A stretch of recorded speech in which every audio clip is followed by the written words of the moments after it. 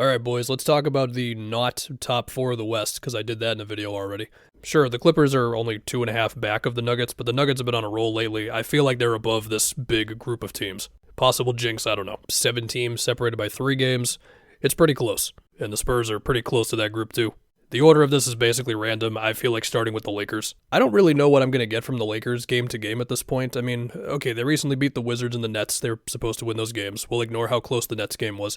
But then you had that back-to-back Spurs loss where they collapsed in the fourth quarter, and then you had the Miami win where they looked great in the fourth quarter especially. Second half, they had to go on a comeback. And sure, in the Miami game, they benefited off of some missed threes by the Heat, but I also thought their pressure to commit turnovers or like Christie getting around screens to go at bounce passes or just good closeouts on some Miami shooters. And then on the other end, like as Miami was doing the zone some, they put AD in the middle of the floor, which forces somebody on Miami to worry about him, which might open up like a LeBron 3 because Highsmith's got to stick with AD on the roll, or Reeves and LeBron pushing in transition, which can open stuff up for them, or for like Gabe Vincent corner 3. Gabe made a couple of free throw line jumpers that were cool. But then in the Spurs loss, LeBron just had like a couple of weird turnovers in that game that you don't typically see from him, even if the last couple of games his turnovers are a little higher. They also just had bad defensive plays where like nobody picks up Chris Paul in transition, or Charles Bassey gets really wide open off of a screen action where I don't know whether to blame Jackson Hayes, LeBron, or Dalton Connect, but whosever job it was to be at the rim, nobody was there. Also had like this random 3-minute stretch of Harrison Barnes, a bully ball in the post. So basically, I don't know what the Lakers are. Overall, they're probably good, and now you got all these trade rumor things out there. Will they trade any picks? Look, I think the Lakers need a few guys, right? I think they need a good defensive big guy who can back up AD and then also play some minutes with AD. I think they could really use another good perimeter defender who can do something on offense, hopefully. As I say all that, like Christian Wood has been out, and he did have some good stretches for them early last season, but I'm just not going to bet on Christian Wood like that, especially defensively. Vando is, I think, back, and he's about to play his first game for them. He definitely helps them on defense, but we know offensively teams just don't guard him. You got to put him in the dunker spot, try him as a screen setter, hope he gets offensive rebounds, all that stuff. I think Bruce Brown has been the most popular guy to envision for them, and I mean, he missed a lot of time with the Raptors, but he's been back for a little bit now.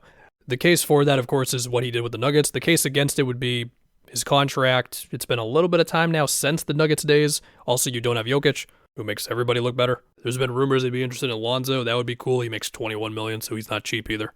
Now let's go to the Kings, who definitely have the best vibes of this whole group right now. 9-2 under Doug Christie. In that stretch, top 10 offense, top 10 defense. Their pace is up. Their threes are a little higher up. And there's too many good performances to talk about in this stretch. I'm going to talk about, number one, them putting up 132 on the Rockets' defense. Sure, they also allowed 127, but they won, so who cares? Dylan Brooks was not happy with some foul calls late in that game, but the Kings had like 30-something assists in that one. I mean, I remember the most of whether it was DeRozan in a 1v1, whether it was like Brooks or Tari Eason in the post or Aaron Holiday just cooking, and then when they would bring two, just it turns into like a skip pass for like a Malik Monk 3. But before all that, through a lot of pushing off of makes or misses, or what felt like a stretch where the Sabonis-Monk two-man game was just really, really cooking, whether Şengün was guarding Sabonis or he was the help guy. Some Keon Ellis off-ball movement at the same time of screens as like a second screener or like relocating baseline to freak out the Rockets. Some nice Keegan drives as well. They look good. Then they had the win versus the Celtics, where the Celtics put up 97 points. If you want to attribute that more to the weirdness the Celtics have been on for like the past month, I mean, you could, but it's not as if the Kings didn't play a role in that game. I mean, I thought their energy just kind of overwhelmed the Celtics to the point where the Celtics just kind of wanted to get out of there. A lot of that being offensive rebounds, pushing when they could, and turnovers. I mean, Sabonis and Trey Lyles, especially Sabonis, put so much pressure on the offensive glass in the game. I mean, he got 8, but also just the plays where he didn't get one, they still had to worry about him so much. And then the Kings also just played an aggressive defense, which can get you killed versus the Celtics, where like Sabonis would be really high up on Tatum screens to just kind of blow up some pick and roll possessions, but then like Malik Monk would gamble after the play to try to get a steal, and it worked sometimes, or Keon Ellis would like really be pressuring Tatum at half court, and then Sabonis comes over for the double, just stuff like that. And so now the convo has, I think, shifted a little bit to Cam Johnson for the Kings. I think he would definitely help, and just having him instead of Kevin Huerter would be great. I do start to wonder about the lineups and just how many defense first guys are we putting out there. I just want Keon Ellis out there all the time, okay? I know the last couple games he's been in the teens in minutes, but for the majority of this turnaround, he has had very high minutes. I also should say, I mean, I haven't mentioned De'Aaron Fox at all in this entire bit. Going from what's going on with De'Aaron Fox to vibes in Sacktown are good in the span of a couple of weeks, that's the biggest thing of this whole thing. Next up, the Clippers. So we've had some Kawhi games around this great defensive team led by Harden in his mid-30s and Powell getting buckets and Zoo just probably being the most underrated player in the league at this point. Gotten through the first half of the season, but now the convo's got to be around Kawhi. Well, he looked really good against the Lakers and the 59-point win against the Nets, where, I mean, his mid-range is cooking, whether it's pull-up twos, fadeaways, back downs, and he also just looks shifty. I mean, there's been like 2 or 3 really nice spin moves that you can find out of these games. He's looked pretty fast in transition a few times. A decent amount of just looking quick around screens or getting past AD on a drive, or it wouldn't shock me if Kawhi maybe dropped a couple pounds. Like, he looks just pretty slim by his standards. Like, he's still kind of bumping guys out of the way, you know what I mean? And then as far as his defense, I mean, you could see it in the first couple of minutes of the Laker game where he was on LeBron. Very first play of the game, he pressures LeBron at about half court, gets around a screen, steals it. That was supposed to go to AD on a bounce pass. And then he had a couple other defensive possessions on LeBron, but then as the game went on, he was more so just kind of on anybody. Rui, Finney Smith, Austin Reeves, Max Christie, whoever. I mean, I get it. We've done this for many years now, but we will just see how it looks the rest of the season. We will see, depending on where they're at in the playoffs. We'll just see. As far as any trades, it seems like the Clippers want a backup big guy. So, okay. Now let's go to the Suns. So, since my The Suns Are Not Good video, they've done a few things. They've gone 5-2 in that stretch. Congrats. They traded for Nick Richards, which, okay, they just desperately needed some more juice at the center position. Shout out to Okogie. Nurkic has not played, and they have now since traded their 2031 first for some not as good Jazz firsts in the more immediate future, and we all believe that they're going to use it to do a Jimmy Butler trade with many teams involved. And we all know the Jazz are very happy to have a 2031 Suns pick at the expense of, some of the picks they got in the Mitchell and Gobert trades. And if my prediction of the Suns not being able to trade for Jimmy Butler is wrong, well then okay, I'm going to be wrong. And then we can talk about Jimmy's fit if or when the deal happens. Now, if they don't plan on doing that, then you imagine it's more of like a pick up a couple of good players and just add to the team you already have. In which case, okay, cool, but it doesn't feel like that's going to happen. But just to entertain the idea, it would be like using one of those picks to get a team to take on Nurkic's contract, and then they give you somebody who can help you out in your rotation, that type of stuff. Next up, Dallas. This is going to be the roughest one here. We just got word that Derek Lively is going to be out for a couple of months. Luka is still out. And yeah, that sucks, man. I mean, at one point they were 19-10. It looked like they were about to go on a roll, and now they are a game and a half up on the 10th seed, or the 11th seed, if you will.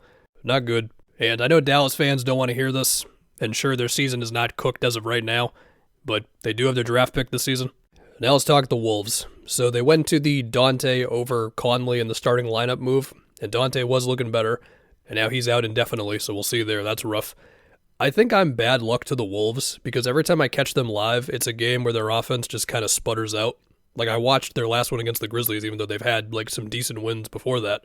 And, man, the last couple of minutes, they go on a 2-minute stretch where the Grizzlies have, an 11-0 run because the Wolves just can't score. And, I mean, they tried some things. They had some, double screens for Conley. They had Ant screening for Conley to get, Ja on a switch. They had some Randall-Ant two-man game. They had a moment where Finch pulls Gobert out of the game and goes with the Naz Reid Randall front court for more spacing. And what you just got was a series of difficult Ant jumpers because the Grizzlies would guard screens well or switch well, or they would just take too long to get into an action, and then you had the buzzer beater attempt late by Ant where he just takes up 3 over 2 Grizzlies. I think Jalen Wells is one of them. And I mean, they did generate 2 good shots in that run to me. One was an open Mike Conley corner 3, another one was an open Naz Reid 3, and both of those were off of 2 to the ball on Ant. So it's not like they never get a good shot, but it does feel like against a good defense late when the game slows down, all that. I just don't know if they can consistently get a good shot. Now, sometimes Ant will just play through it or whatever, but yeah. Now, as I say that, they did have a game against the Cavs prior to the Grizzlies one where they did lose, but their offense was a bit better in that one.